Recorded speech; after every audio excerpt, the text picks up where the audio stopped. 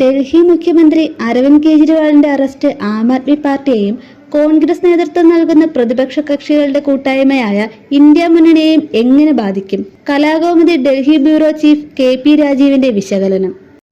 ഡൽഹി മുഖ്യമന്ത്രി അരവിന്ദ് കെജ്രിവാളിന്റെ അറസ്റ്റ് വീണുകിട്ടിയ ഒരവസരമാക്കി മാറ്റാനാണ് കോൺഗ്രസ് നേതൃത്വത്തിലുള്ള ഇന്ത്യ സഖ്യം പരിശ്രമിക്കുന്നത്. ഇന്ത്യ സഖ്യത്തെ ഒറ്റക്കെട്ടായി നിർത്താൻ കെജ്രിവാളിന്റെ അറസ്റ്റ് കാരണമായി മാറിയെന്ന് പറഞ്ഞാൽ അതിൽ ഒട്ടും അതിശയോക്തിയില്ല. രാഹുൽ ഗാന്ധി കെജ്രിവാളിന്റെ കുടുംബാംഗങ്ങളെ സന്ദർശിക്കാനെത്തുമെന്ന് കോൺഗ്രസ് പാർട്ടി പ്രഖ്യാപിച്ചു കഴിഞ്ഞു. രാജ്യത്തെ എല്ലാ പ്രതിപക്ഷ പാർട്ടികളും അറസ്റ്റിനെ ശക്തമായി അപലപിച്ചിട്ടുണ്ട്.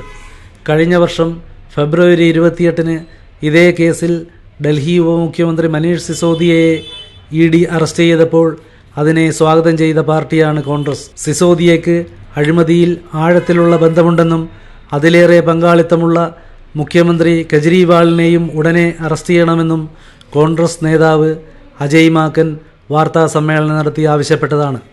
അത്തരമൊരു സാഹചര്യത്തിൽ നിന്ന് മാറിയാണ് ഈ പാർട്ടികളിപ്പോൾ ഒറ്റക്കെട്ടായി BJPയെ നേരിടുന്നത്. കെജ്രിവാളിൻ്റെ അറസ്റ്റ് ലോക്സഭാ തെരഞ്ഞെടുപ്പിൽ വലിയ സഹതാപ തരംഗത്തിന് കാരണമാകുമെന്ന് കോൺഗ്രസ് നേതാക്കൾ പറയുന്നു. എന്നാൽ ഇത് നിയമത്തിൻ്റെ വഴി നോക്കുന്നതാണെന്നും രാഷ്ട്രീയ പ്രശ്നമല്ലെന്നും BJP വാദിക്കുകയാണ്. പക്ഷേ പ്രതിപക്ഷ പാർട്ടികൾ കെജ്രിവാളിൻ്റെ പിന്നിൽ ഉറച്ചു നിൽക്കുമ്പോഴും ആ പാർട്ടി നേരിടുന്നത് വലിയ പ്രതിസന്ധിയാണ്.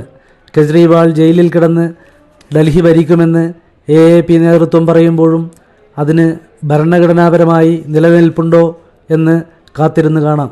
AAPയുടെ തന്നെ മനീഷ് സിസോദിയയ്ക്കും സത്യേന്ദർ ജെയിനും ഇതേ കേസിൽ ജയിലിൽ കിടക്കേണ്ടി വന്നപ്പോൾ രാജിവെക്കേണ്ടി വന്നതും നമുക്ക് മുമ്പാകെയുണ്ട്.